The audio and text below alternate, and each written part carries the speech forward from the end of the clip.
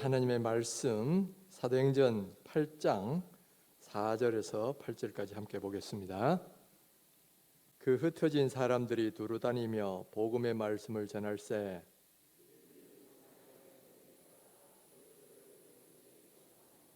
무리가 빌립의 말도 듣고 행하는 표적도 보고 한 마음으로 그가 하는 말을 따르더라.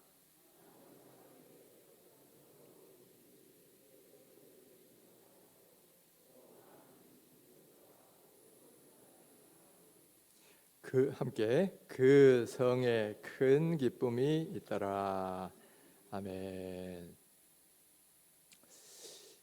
오늘의 말씀은 예루살렘 교회 7 집사 중에 한 명이었던 빌립 집사가 사마리아 성에 가서 하나님의 복음을 전했을 때 그 성에 큰 기쁨이 있더라. 그런 내용의 말씀이죠.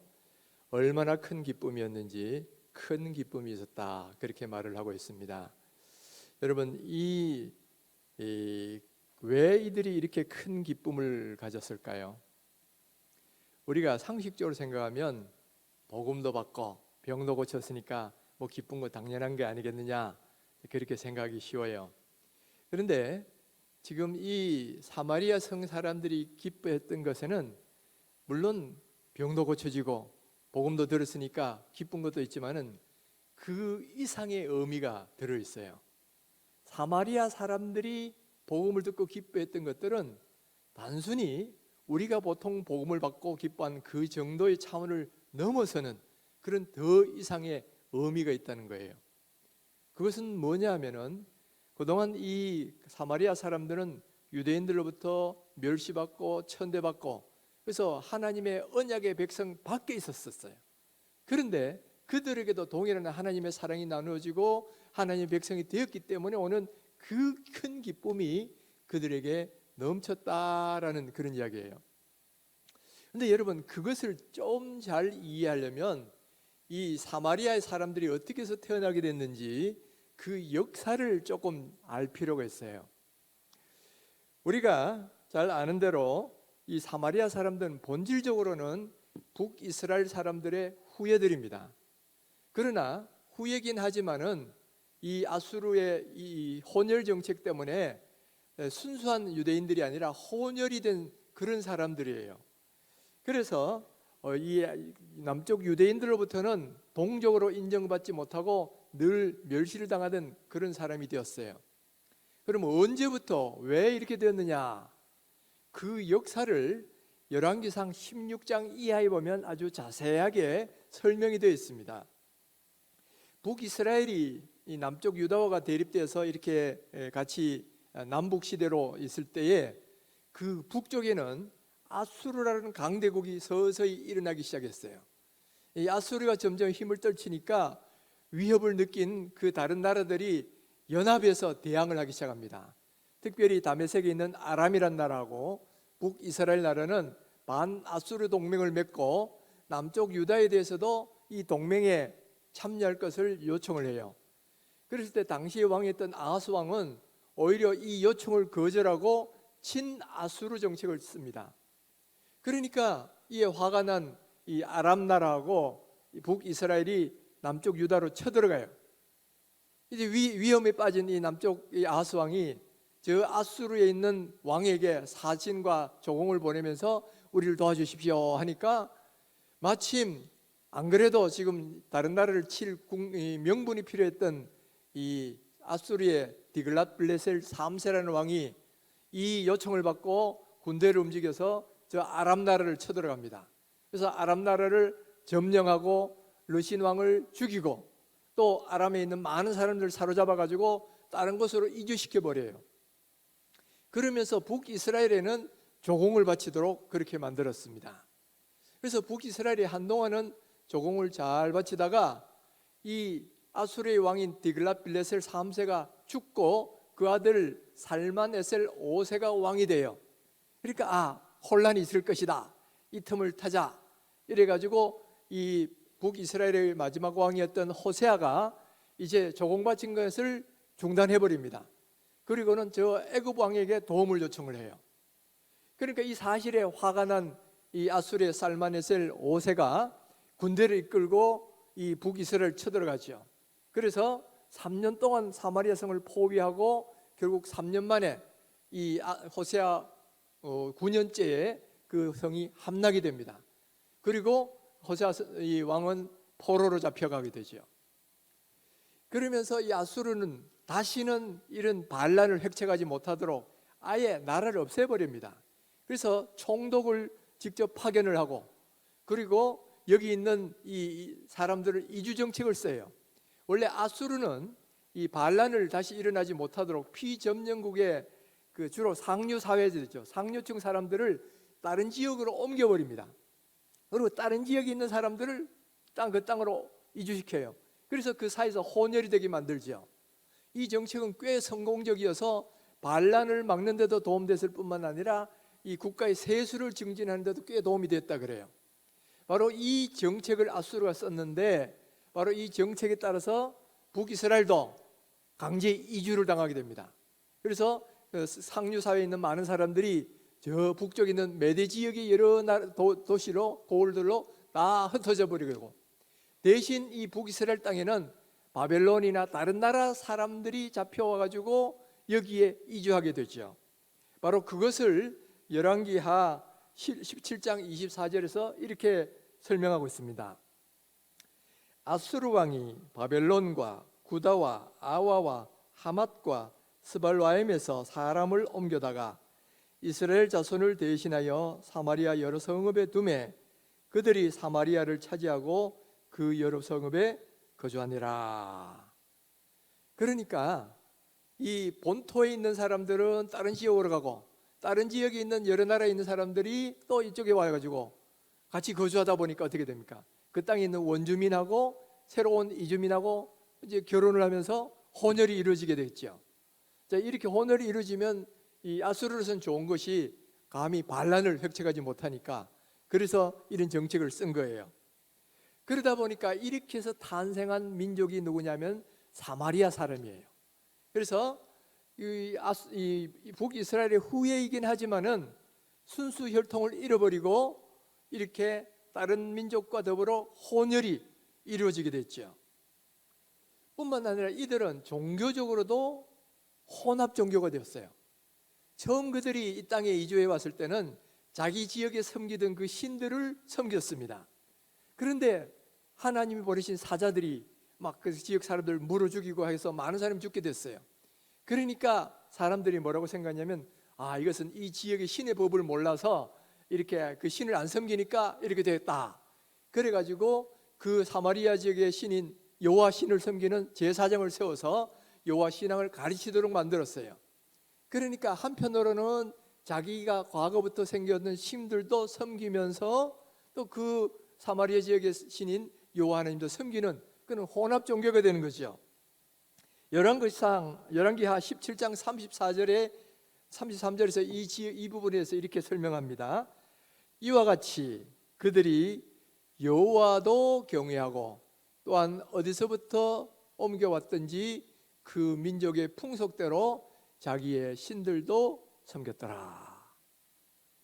자, 사마리아 사람들은 어떤 사람입니까? 이제 한마디로 말하면 혈통도 혼혈이고 종교도 혼합 종교를 믿는 그런 사람들이 바로 사마리아인이다 하는 거예요. 그러니까 남쪽 유대인들이 가만히 보니까 이 북쪽의 사마리아 사람들은 더 이상 자기들의 일부라고 볼 수가 없는 거예요. 더 이상 아브라함의 자손도 아니고 또 신앙도 순수한 여호와 하나님 믿는 것도 아니니까 이들은 우리 민족의 한 부분이 아니다고 보는 거예요. 오히려 이들을 멸시하고 깔봅니다. 더구나 이들은 이 아브라함의 혈통, 순수 혈통을 버린 사람이다. 이래가지고 무시하는데 어느 정도까지 무시하느냐면은 심지어 이방인 노예 계층보다도 더 낮은 계층으로 그렇게 멸시하기를 시작했다는 거죠. 그것의 한 단면이 느헤미야서에 보면 잘 나옵니다. 느헤미야가 이스라엘 총독이 되어서 예루살렘 성을 재건하려고 했을 때 바로 사마리아 총독이었던 산발랏이라는 사람이 그것을 방해합니다. 방해했을 때 느헤미야가 너희들은 우리의 전혀 붕짓도 없다 해가 그들을 다 쫓아내죠. 그런데 마침 보니까 유대 제사장 중에 한 명이 산발랏의 사위가 되어 있다는 말이에요. 그래서 그 제사장조차도 쫓아내버리죠. 그런데 유대의 역사가 요세푸스에 따르면 이때 쫓겨난 이 제사장이 이 산발랏이 생각하니까 괘씸하거든. 그래서 이 자기 사위 제사장을 세워서 이 예루살렘에 있는 성전과 똑같은 성전을 그리심산에다가 지었다는 거예요. 그리고 거기서 제사를 지내고 예배하게 됐다는 거죠. 남쪽 유다 사람들이 생각할 때는 어떻게 보겠어요? 안 그래도 가짜 백성인데 지금 신앙도 짝퉁 신앙이면서 성전도 짝퉁 신앙을 만들어 놓고 막 하나님 섬긴다고 그러니까 그냥 볼 수가 없는 거예요. 그래서 나중에 이 유대의 독립을 쟁취한 마카비 왕조라고 있어요. 마카비 왕조의 마지막 왕인 요한 힐카누스라는 사람이 이 그리심산에 있는 성전을 다 그냥 무너뜨려 버립니다. 그것이 기원전 128년의 일이에요. 그리고 그 과정에서 많은 사마리아 사람들도 학살해 버립니다. 그러다 보니까 유대인과 사마리아인 사람의 사이에는 이 서로에 대한 적대감이 아주 극단적으로 생겨나기 시작하는 거예요. 그러면서 이런 감정이 예수님 시대까지 계속되어 내려오는 겁니다. 바로 이때의 예수님 시대의 이 유대 지역을 통치하던 사람이 헤롯 왕이에요. 헤롯 왕은 일찍이 어떤 사람도 누리지 못했던 강력한 왕권으로 이 지역을 다스리는데, 그러나 보니까 자기 통치 영역에 있는 이 사마리아 사람들하고 유대인들이 서로 막 미워하고 있단 말이에요. 그러니까 이게 골치 아픈 거예요. 그래서 어떻게 하면 이들을 화해시킬 수 있을까 이걸 생각하다가 사마리아 사람 가운데서 자기 왕비를 한 명 선택하라는 겁니다. 이 헤롯에게는 무려 10명의 부인이 있었는데 그 중에 한 명을 이제 자기 왕비로 세우면 그래도 유대인들이 이 사마리아 사람을 좀 존중해 주지 않겠나, 그런 생각을 하고 사마리아 사람을 자기 부인으로 삼았단 말이에요. 그런데도 아무리 왕비가 돼도 이게 유대인들의 적대감을 지울 수가 없는 거예요. 그만큼 이 유대인들의 이 사마리아 사람들한 멸시감은 너무나 심했기 때문에 이것이 나중에 유대인들이 유대 나라가 완전히 망하게 되는 AD 70년까지도 유대인들은 사마리아 사람들하고는 상종도 안 하고 식사도 같이 안 하는 그런 관계가 이루어졌지요. 그러니까 여러분, 이 사마리아 사람들에 대한 적대감이나 증오심이란 것은 아주 뿌리가 깊은 거예요. 이 뿌리가 깊은 적대감, 그리고 그 권력자였던 헤롯 대왕도 어떻게 볼 수 없었던 그런 적대감, 이 문제를 해결하신 분이 계셨는데 바로 우리 예수님이셨다는 거예요. 이렇게 뿌리 깊은 적대감, 그리고 헤롯의 그 권력으로도 해결을 못했던 그 문제를 예수님이 바로 해결하시는데 다 상종도 안 하고 또 멸시했던 그 사람들을 찾아가서 그들에게 하나님의 사랑을 동일하게 전하시더라는 거예요. 먼저는 가르침 속에서 이 사마리아 사람들의 위상을 올려주십니다. 여러분, 선한 사마리아인 비유 아시죠? 그 선한 사마리아 비유에 보면 강도 만난 사람에게 참 이웃이 된 사람은 누구라 그랬어요? 유대인 제사장도 아니고 레위인도 아니고 바로 강도 만난 사람을 구원해 준 이 사마리아 사람이 바로 참 이웃이라는 거죠. 또 뿐만 아니라 예수님이 10명의 나병 환자들을 고치셨는데 그 중에 단 한 명만 돌아와서 예수님께 감사했어요. 그 사람이 누구냐면 사마리아 사람이야. 그랬을 때 예수님께서는 이 사마리아 사람을 칭찬하면서 그 사람에게 병만 고쳐주신 게 아니라 또한 그 구원의 은혜도 같이 허락해 주셨죠. 이 두 사건은 뭘 말하느냐면은 멸시받던 이 사마리아 사람들의 위상을 올려주신 거예요. 뿐만 아니라 예수님은 남들이 같이 하기를 싫어하고 상종하기를 싫어했던 이 사마리아 마을을 일부러 찾아가셔요.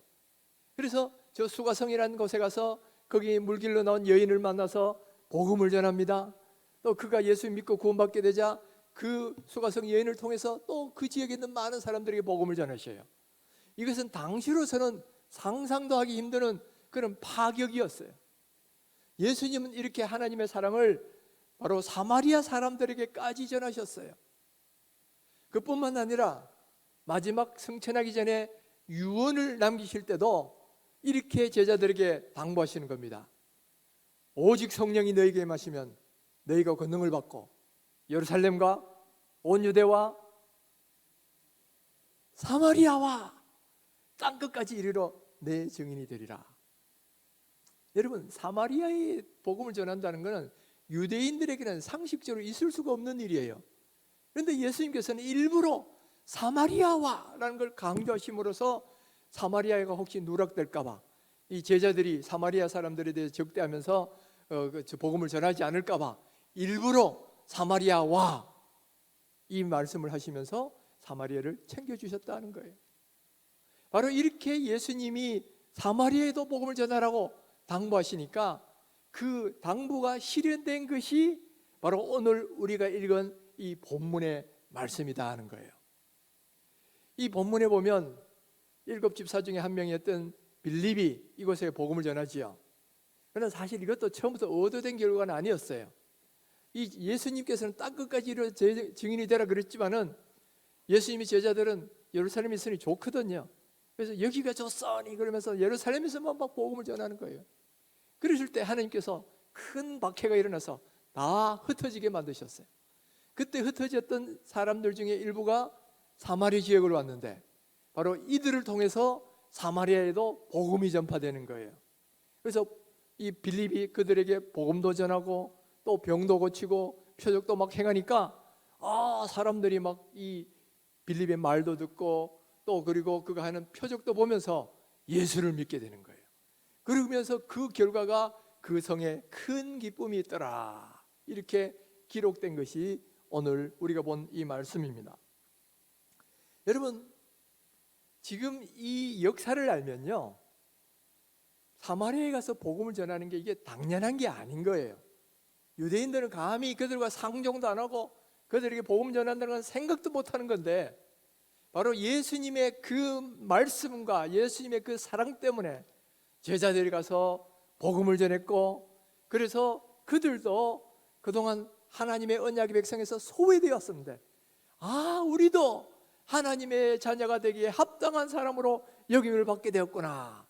이것을 알게 되었을 때에 그 기쁨이 배가가 될 수밖에 없었다는 거예요.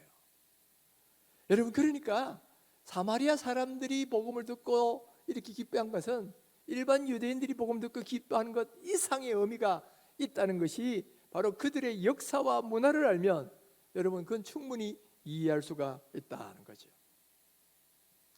오늘 이 사건이, 이 기록이 우리들에게 주는 메시지가 하나 있어요. 그것은 하나님의 사랑은 대상의 제한이 없다는 거예요. 하나님의 사랑은 하나님의 백성인 유대인에게도 전해져야 되지만은 또한 멸시받고 천대받던 저 사마리아 사람들에게도 동일하게 전해진다는 거예요.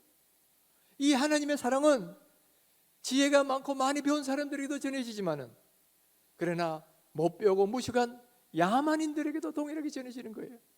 이 하나님의 사랑은 고관대작과 많은 것을 가진 부자들에게도 전해지지만은 가진 것 없고 억누린 그런 사람들에게도 동일하게 전해지는 것이 하나님의 사랑이다라는 거예요. 하나님의 사랑은 대상의 제한이 있을 수 없어요. 누구나 다 복음을 받을 수가 있고요, 누구나 다 하나님의 사랑을 경험할 수가 있다는 거예요. 자, 이렇게 하나님께서 제한하시지 않는다면 우리도 사랑을 제한해서는 안 되는 거죠. 하나님께서 이렇게 모든 종류의 사람을 차별하지 않고 동일하게 복음과 하나님의 사랑을 나눠주셨다면 오늘 우리도 차별 없이 모든 사람에게 이 복음과 하나님의 사랑을 나눠줄 수 있어야 된다는 거죠. 로마서 3장 22절에 보면 이렇게 말씀합니다. 곧 예수 그리스도를 믿음으로 말미암아 모든 믿는 자에게 미치는 하나님의 의인이 차별이 없느니라. 또 골로새서 3장 11절에도 이렇게 말씀하셔요. 거기에는 헬라인이나 유대인이나 할레파나 무할레파나 야만인이나 스고디안이나 종이나 자유인이나 차별이 있을 수 없나니 오직 그리스도는 만유시요 만유 안에 계시니라. 그러니까 이 복음과 하나님 사랑에는 대상이 누구든지 차별이 없다는 거예요. 그렇다면 오늘 여기 있는 우리들도 이 하나님의 사랑과 복음을 모든 사람들에게 차별 없이 전해야 되는 거예요. 오늘 우리들에게도 우리가 멸시하고 미워하는 그런 사마리아 사람들과 같은 사람이 있다 할지라도 그들에게도 이 사랑을 동일하게 전해야 된다는 거예요. 자, 그렇다면 오늘 우리 대한민국 국민들에게서 이 사마리아와 같은 사람은 어떤 사람일까? 여러분, 오늘 우리들에게서 사마리아는 어떤 사람일까요? 물론 해석하기에 따라 여러 종류의 사람들을 사마리아 사람으로 볼 수는 있어요. 그러나 어떤 우리가 민족적 차원에서 본다면 저 북한에 있는 사람들이 우리의 사마리아가 아니겠는가? 저는 그렇게 생각을 해요. 여러분, 사마리아와 북한을 보면 상당한 공통점이 많이 있습니다. 먼저는 남과 북이 분단되어 있고 그 중에 지리적으로도 북쪽에 있는 곳이 바로 북한이요 사마리아인 것 똑같죠? 또 뿐만 아니라 이 사마리아 사람은 혈통이 혼혈이었고 종교도 혼혈이었어요. 그런데 저 북한은 혈통은 우리와 똑같지만은 체제가 사회주의 체제가 돼가지고 우리랑 의식 구조도 다르고 생각하는 방식이 달라요. 그러니까 우리와 합쳐지기는 좀 곤란한 여러 가지 장애가 있다는 거죠. 또 뿐만 아니라 과거 이 남과 북은 3년 동안 싸운 적이 있어요. 그 싸운 이래로 계속 지금도 총칼을 마주대고 있습니다. 그러니까 얼마나 적대감이 많겠어요. 제가 어릴 때는 늘 학교에서 부르짖고 가르쳐 주는 게 뭐냐, 때려잡자 김일성, 무찌르자 공산당. 여러분 좀 연세 드시면 다 기억나시죠? 때려잡자 김일성, 무찌르자 공산당. 이게 그만큼 적대감이 심했다는 거예요. 요즘은 조금 누그러졌다 해도 여전히 천안함 폭침 사건이나 저 연평도 포격 사건 이런 것 때문에 여전히 우리 마음속에는 북한에 대해 경계심과 적대감이 아직도 남아있는 거죠. 또 뿐만 아니라 남과 북 사이에는 이 경제력 차이가 너무너무 커요. 그래서 지금 북한은, 우리는 이렇게 세계 12위 경제 국가가 됐지만은 저 북한은 지금 먹을 것이 없어서 굶주리고 있는 그런 상황이 되어버렸잖아요. 그러다 보니까 우리가 북한을 대할 때는 우리도 모르게 멸시하고 깔보는 마음이 있어요. 그래서 요즘 젊은 사람들 사이에 대해서는 우리가 통일되면 저 못 사는 저 사람들 우리가 먹여 살려야 될 거 아니냐, 뭐 그렇게 귀찮게 하느냐, 차라리 우리끼리 살자, 통일되지 말고 지금처럼 살자, 이런 생각하는 젊은이들도 많이 있다는 거죠. 바로 이런 의식의 저변에는 그들에 대한 무시나 깔범이 그대로 들어있다는 거죠. 이런 면에서 본다면 바로 북한은 우리에 있어서 사마리아가 아니겠는가. 여러분, 예수님께서 사마리아 사람을 차별하지 않고 복음을 전하셨다면 오늘 우리도 우리의 사마리아와 관련 저 북한에 대해서도 무시하거나 적대하거나 그런 것이 아니라 하나님의 사랑을 나누어 줄 그런 사람이라는 거예요. 북한이 아무리 핵무기를 만들고 미사일을 우리를 위협한다 해도, 또 우리가 그들이 너무 가난해서 우리가 나중에 도와줘야 되는 그런 사람이라 하더라도, 여러분, 하나님의 사랑을 전하고 주의 복음을 전해야 될 사람들이 바로 그들입니다. 북한 사람들도 동일하게 하나님의 은혜가 필요한 사람이고요, 또 북한 사람들도 동일하게 구원을 받아야 될 그런 사람이다 하는 거예요. 예수님이 사마리아 사람들에게 복음을 전하신 것처럼 오늘 우리도 저 북한 사람들에게 복음을 전해야 될 사명이 우리들에게 있다는 거죠. 그런데 사실은 보면 일제시대만 해도 북한 지역이 훨씬 더 복음화율이 높았습니다. 특별히 저 평양은 동방의 예루살렘이라 그럴 정도로 믿는 사람도 많았고요, 교회도 굉장히 많은 교회들이 세워져 있었어요. 그랬던 것이 언제부턴가 그만 교회가 사라져버리고 이제는 영적으로 황무한 것이 되어버렸어요. 그래서 지금은 장대인 교회가 있던 자리에 오히려 김일성, 김정일 동상이 덩그랗게 서 있는 그런 상황이 되어버렸지요. 왜 이렇게 되었을까? 왜 이렇게 됐을까? 어떻게 보면 이것도 또 이 사마리아와 비슷한 면이 있어요. 이 사마리아가 생겨난 거, 그리고 이렇게 된 것도 보면 북이스라엘의 죄악 때문이거든요. 북이스라엘이 하나님을 버리고 저 베델과 단에다가 금송아지를 세우고 그들을 막 섬겼단 말이에요. 그러니까 하나님이 진노하셔가지고 결국은 아수르 민족을 하여금 이 이스라엘을 징계하도록 그렇게 만드신 거잖아요. 어떻게 보면 북한도 좀 그런 요소가 있어요. 북한은 어떻게 보면 하나님의 더 큰 은혜를 받아서 더 큰 이 교회가 세워지고 더 많은 복음화 일이 이루어졌는데, 문제는 이렇게 더 많은 은혜를 입은 이 지역이 오히려 하나님을 버리고 우상을 섬기는 일에 더 앞장을 섰다는 거예요. 지난번에도 제가 말씀드렸지만은 우리 한국 교회가 일제 시대에 신사참배라는 우상을 섬겼습니다. 또 뿐만 아니라 천조대신, 일본의 신인 천조대신과 천황이 여호와신보다 더 높은 신이다라고 고백을 하고 하나님도 섬기고 바로 일본 신도 섬기는 그런 죄악을 우리 한국 교회가 저질렀는데, 특별히 그 일을 더 앞장섰던 그런 지역이 북한의 교회였어요. 그러다 보니까 하나님께서 진노하셔서 남과 북을 나누시고 저 북한 땅에는 공산 정권이 들어서게 하시고 지금은 저렇게 영적으로 황무해지게 되었다는 거예요. 영적으로 황무해진 게 아니지요. 경제적으로도 너무나 피폐해져 가지고 뭐 그냥 가난한 정도가 아니라 아예 먹을 것이 없어서 굶주려 죽는 그런 일까지 벌어지고 있다는 거예요. 이런 면에서 보면 북한은 우리의 사마리아다는 거예요. 바로 예수님이 이 사마리아 사람들을 차별하지 않고 복음을 전했다면 오늘 우리도 이 북한을 위해서 하나님의 사랑을 나누고 복음을 전할 수 있도록 기도해야 한다는 거죠. 그들이 아무리 미사일로 핵무기로 우리를 위협한다 해도 우리는 그들 위해 기도하고 복음을 전하도록 노력을 해야 한다는 겁니다. 저는 1988년 IMF가 한창 시작될 때 하나님의 부르심을 받았어요.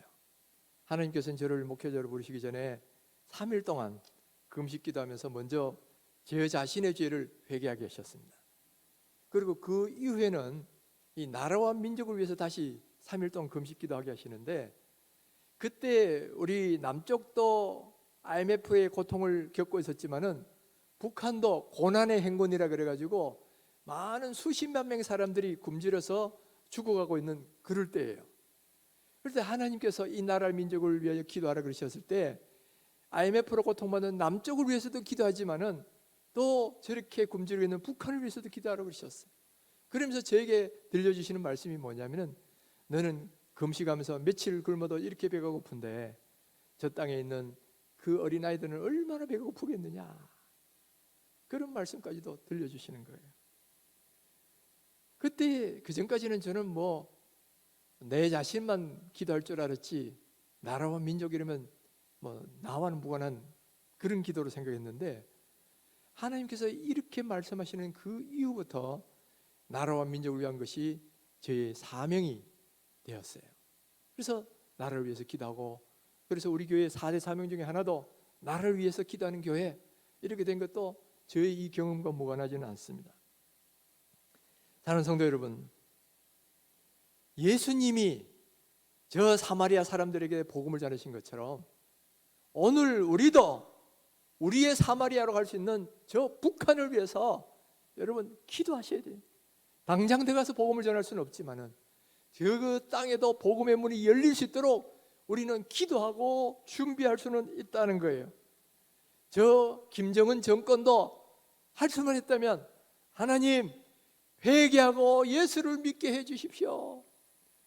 만약 그것이 제일 좋겠지만 그렇지 못하다면 정권을 바꾸시든지 저 정권을 멸망시키시든지 어떻게 해서든지 하나님 저 땅에 다시 복음의 문이 열리게 하여 주시옵소서.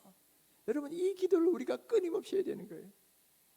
여러분 우리 교회는 저 북한 땅에 복음의 문만 열리면 맹상군에 가서 교회를 개척하고 거기에 복음을 전하겠다, 이런 비전을 세우고 있지요. 여러분 이거 잊지 마셔야 돼요. 이 기도 제목 잊지 마시고 끊임없이 기도하셔야 됩니다.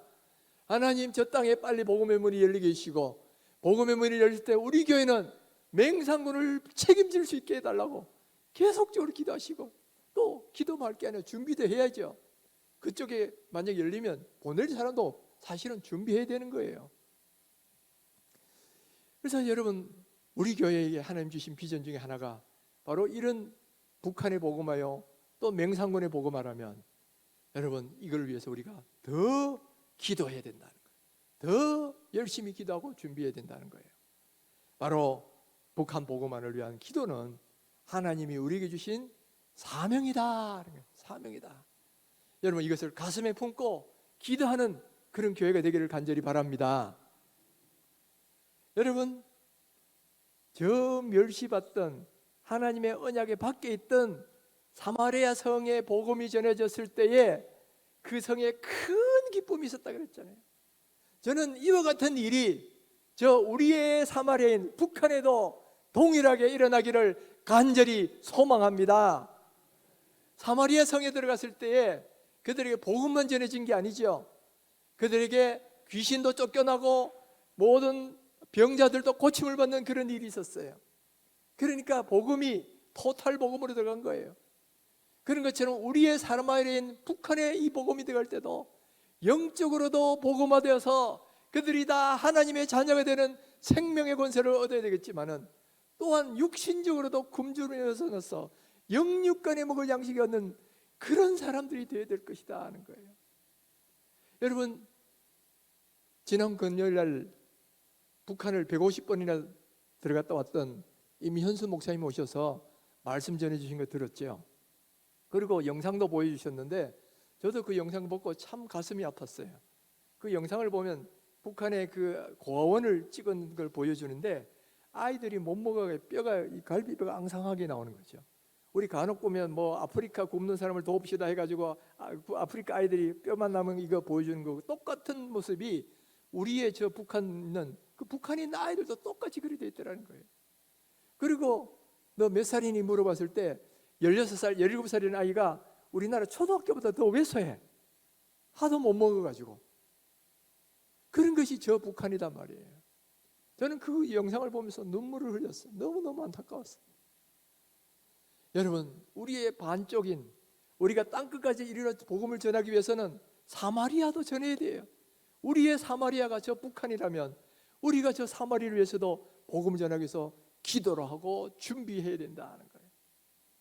그래서 저는 사마리아 성에 큰 기쁨이 일어나는 것처럼, 영육간에 먹을 양식이 생겼던 것처럼 저 북한 땅에도 큰 기쁨이 일어나고 영육간에 먹을 양식이 들어갈 수 있게 되기를 간절히 바랍니다.